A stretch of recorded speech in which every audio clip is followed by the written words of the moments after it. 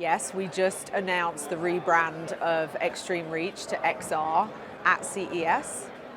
Super excited. I started with them back at the end of the summer last year as a consultant advisor, and then came on board officially at the start of this year as president of SourceXR, which is basically, think of a new data and analytics platform. All of the things that you know Extreme Reach for, but essentially, Mike, I'm calling it the creative network. So in the same way that Zuckerberg did the social network, we're doing the creative network. And people just don't realize what Extreme Reach has when it comes to data.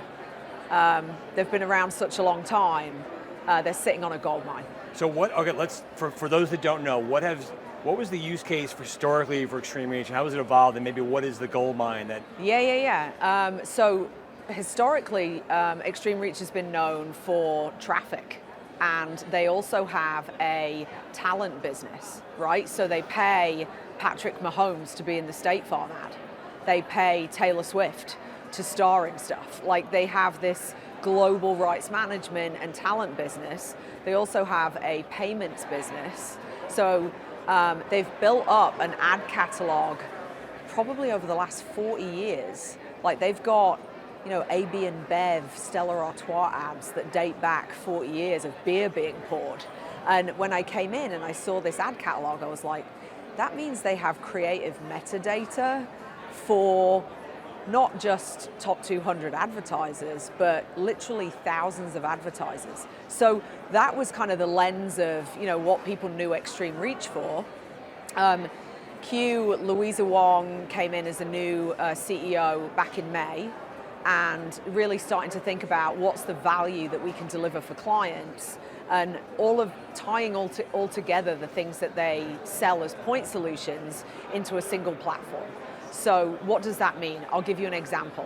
Last year alone, they delivered 600 million unique assets to 19,000 endpoints in 130 countries. People don't know that, Mike. That's like mind-blowing. What do I mean when I say endpoints? I mean any place that it's getting delivered, whether it's the Super Bowl, whether it's an OTT streaming platform, whether it's Netflix, whether it's lighting up the Jumbotron in Times Square, doing a stadium takeover, let's say Sky Italia, all of these things, like literally we've been delivering. But I think the key thing is, I don't want to get too hung up on the delivery, right? What I want to talk about is the fact that we have metadata on all of these creative assets. So XR has what we call a UCID, which is a unique creative ID, which allows us to target, help activate, and do contextual audiences at scale across our platform. Clients are saying to us, can you also help us with asset utilization, right? Because we have the source of truth from the creative, we can track that creative through its entire life cycle, all the way through the workflow from when it's actually made and produced, all the way to whatever screen, whatever platform it's delivered on. And they're saying to us, so are we using all of our assets? Are they being adapted locally? Breaking news. They're not all being used. We've got advertisers that use less than 50% of the assets they make. So guess what? That's a huge amount of waste, not only financially, but also from a carbon footprint perspective. So we're measuring carbon footprint. We did a DE&I report last year that got a huge amount of interest. We're tracking skin tone, we're tracking gender stereotypes, we're tracking ethnicity. So people want to understand. Beauty brands, as an example, are coming to us saying, help us measure our DE&I. How do we benchmark against another brand? So what's exciting is this goes way beyond reach and frequency and measurement and currency, thank you, and gets into much more productive conversations around value and return on investment for advertisers. So on the diversity question, are you seeing are brands realizing that their strategy has not been as representative as they'd like, and are they actually able to make changes in the way they apply creative? Great question, yes. So as an example, beauty brands are coming to us and saying, maybe we've leaned in too heavily to just female representation with female voiceover. And I was at an ad council lunch yesterday because we deliver all of their PSAs. And one of the things that keeps coming up is that advertisers want to understand how can they best represent the world as it exists today. 75% of advertising is still very male dominated with male voiceover. So when we think about DE&I, we're seeing things like Latinas are underrepresented in certain markets. Now they have that data, they can go away and actually fix that. So it's understanding that at scale. Every single market's different. Think about it, right? Some of our brands are in 40 countries and they want to understand that DE&I mix across the world, and the only place that they can come to for that is us.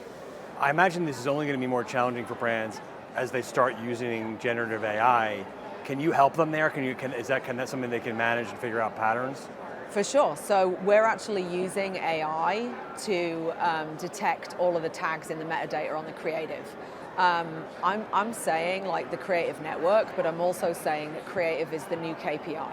So we've been talking a lot over the last 10 years, about media plans. At the end of the day, you can put an ad in a great spot, you can put an impression in a great place, but if the creative's terrible, the creative's terrible. So we want to work with brands, as I said, to help them tell better stories. And I think that plays into that. I think, using AI, I know a lot of people are talking about it. It's the new buzzword. We have a creative intelligence platform, which is where all of our brands are leaning in, and we're using AI to auto-detect, eye color and body type and skin tone and all of these different metrics that are going to help on the sell side, contextual targeting. But for the buy side, just get a better understanding of what their return on investment is, but also how they can change things ahead of time, or they can change things quickly after the fact when they realize that from a benchmark perspective, they're actually trending lower than where they need to be to meet their diversity scores or their ESG scores or their carbon footprint requirements. So exciting.